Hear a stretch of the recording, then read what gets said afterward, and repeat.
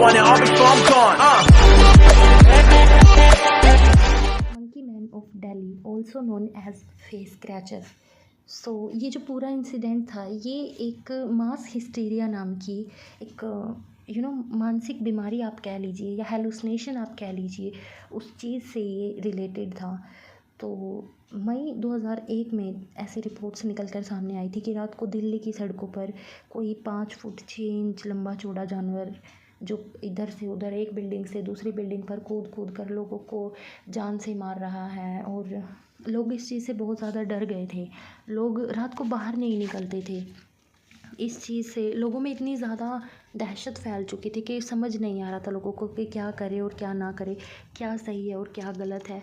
सो ये जो पूरा इंसिडेंट शुरू हुआ था ये गाज़ियाबाद से शुरू हुआ था। जो इसकी फ़र्स्ट न्यूज़ थी वो गाज़ियाबाद से आई थी 2001 में अप्रैल में, जहाँ कुछ लोग अपनी टेरेस पर सो रहे थे।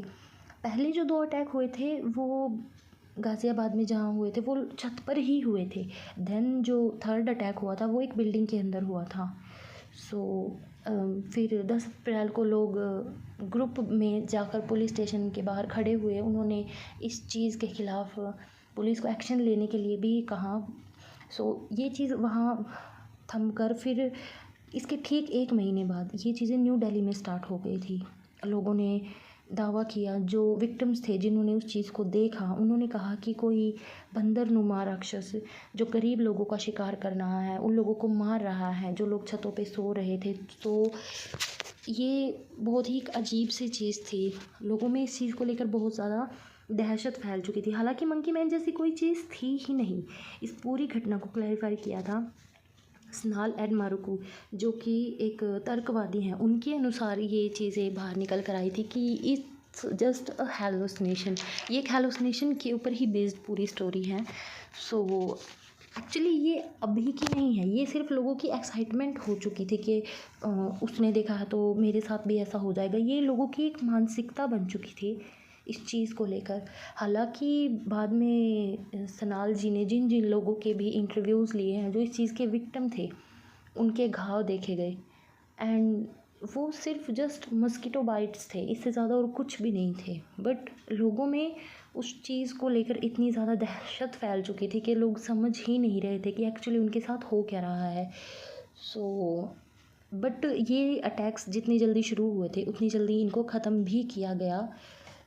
तो गर्मियों का अंत था और फरवरी 2009 में पूरी तरीके से ये चीज़ें ख़त्म हो चुकी थी, नॉर्मल हो चुकी थी ये चीज़ें। एंड सो इस स्टोरी में हमने यही देखा है कि जो हेलुसिनेशन है, जो एंजाइटी है, जो ट्रोमास है, वो बहुत ही ज़्यादा आदमी के दिमाग को बहुत ज़्यादा इफ़ेक्ट करते हैं। So please be aware for these things and ये मत सोचिए कि मेरे साथ ये हो रहा है या मेरे साथ ये वो हो रहा है। Don't be panic. किसी भी चीज़ को अपने दिमाग पर ज़्यादा हावी होने ही मत दीजिए। सो ये पूरा इंसिडेंट्स लाइक चोटी कटवा है, मंकी मैन है and all the nonsense things, ये जस्ट एक इंसान की मानसिक सोच है और इससे ज़्यादा और कुछ नहीं है। So this is my first video on this channel and comments में अपने ओपिनियंस ज़रूर शेयर कीजिएगा। और अगर आप लोगों के पास कोई टॉपिक है तो मुझे कमेंट्स में सजेस्ट कीजिए and I am sure that मैं आप लोगों के साथ उस टॉपिक को शेयर कर सकूँ। So thanks for watching and be happy and don't be panic in every situation. Thanks for visit my channel. Don't be panic. किसी भी चीज़ को अपने दिमाग पर ज़्यादा हावी होने ही मत दीजिए। सो ये पूरा इंसिडेंट्स लाइक चोटी कटवा है, मंकी मैन है and all the nonsense things, ये जस्ट एक इंसान की मानसिक सोच है और इससे ज़्यादा और कुछ नहीं है। So this is my first video on this channel and comments में अपने ओपिनियंस ज़रूर शेयर कीजिएगा। और अगर आप लोगों के पास कोई टॉपिक है तो मुझे कमेंट्स में सजेस्ट कीजिएगा and I am sure that मैं आप लोगों के साथ उस टॉपिक को शेयर कर सकूँ। So thanks for watching and be happy and don't be panic in every situation.